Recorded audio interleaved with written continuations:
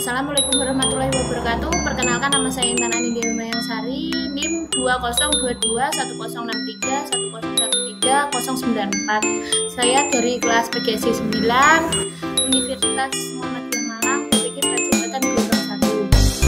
Di sini saya akan menjelaskan jurnal refleksi mata kuliah teknologi baru dalam pengajaran dan pembelajaran. Review pengalaman belajar. Topik 1, perkembangan teknologi media dan pembelajaran. Topik 2, lingkungan belajar abad 21. Topik 3, teknologi dan media pembelajaran.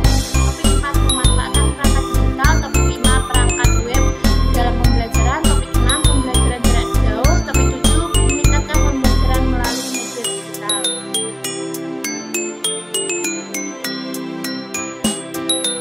Pembelajaran yang saya ambil saat mempelajari mata kuliah ini adalah terkait betapa pentingnya penggunaan teknologi dalam pendidikan. Dalam hal ini, teknologi dapat membuat peserta didik lebih nyaman dan tidak terkesan jenuh atau monoton karena sudah modern.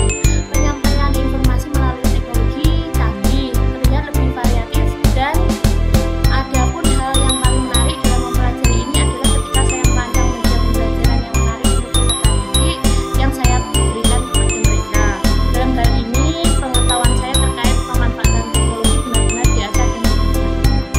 Pada mata kuliah ini, terkait pengalaman belajar yang saya alami, saya mengambil salah satu topik yang menurut saya topik yang sangat menarik, yaitu pada topik 7 yang membahas terkait meningkatkan pembelajaran dengan multimedia.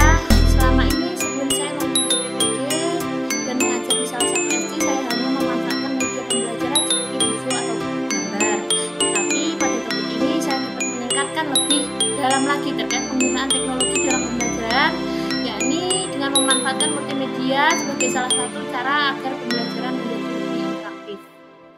Dalam hal ini, saya membuat media pembelajaran dengan mengaitkan semua teknologi seperti audio, visual, dengan video dalam satu wujud penerapan inti membuat saya sangat antusias. Hal ini dikarenakan media ini pastilah sangat disukai oleh peserta didik.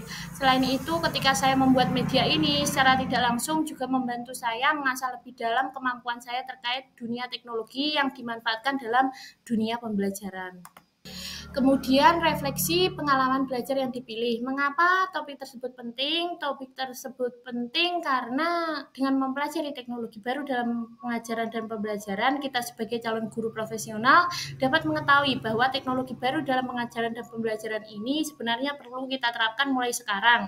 Seperti yang kita ketahui, pada abad 21 sekarang, hampir semua kegiatan dilakukan dengan teknologi digital, sehingga kita perlu mengetahui, memahami, dan menerapkan terkait teknologi baru dalam pembelajaran dalam dunia pendidikan. Selain itu, topik ini menjadi sangat penting dikarenakan peserta didik zaman sekarang sudah sangat bersahabat dengan media teknologi. Untuk itu, sebagai calon guru profesional, sebisa mungkin tidak tertinggal jauh pada yang sudah dipahami peserta didik. Guru harus lebih cakap dalam memanfaatkan teknologi dibanding peserta didiknya. Yang kedua, pengajaran dan pembelajaran itu sendiri seperti apa dan bagaimana penerapannya serta mempelajarinya. Saya memahami mempelajari mata kuliah ini sangat beragam, yakni melalui penjelasan dosen serta hasil pemaparan yang disampaikan oleh masing-masing kelompok yang membahas terkait materi tersebut. Dalam hal ini, kami memanfaatkan platform LMS yang disusun dengan runtut mulai dari kata merdeka. Alur ini mengajak kita ke pembelajaran yang awalnya kita merefleksikan pengetahuan yang sudah kita miliki, lalu kemudian kita memahami berbagai konsep hingga kita mewujudkannya dalam sebuah pemahaman akhir atau biasa disebut dengan aksi nyata. Sehingga dalam mempelajarinya, kita selalu dikaitkan terlebih dahulu dengan pengalaman yang kita miliki.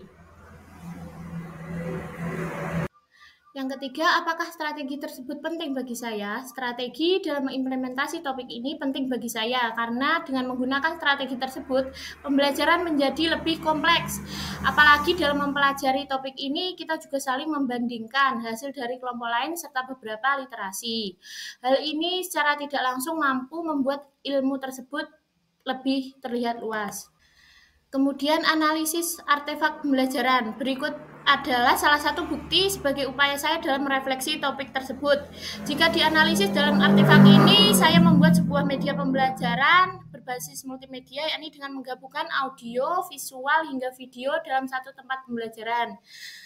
Media dalam artefak ini terdapat berbagai langkah pembelajaran yang didesain khusus dengan menyesuaikan pembelajaran abad 21. Pada awal video terdapat materi sebagai pembuka pembelajaran hingga akhir media terdapat pengerjaan evaluasi pembelajaran yang didesain khusus untuk meningkatkan daya tarik siswa hingga membuat mereka menjadi lebih semangat lagi dalam mengikuti pembelajaran.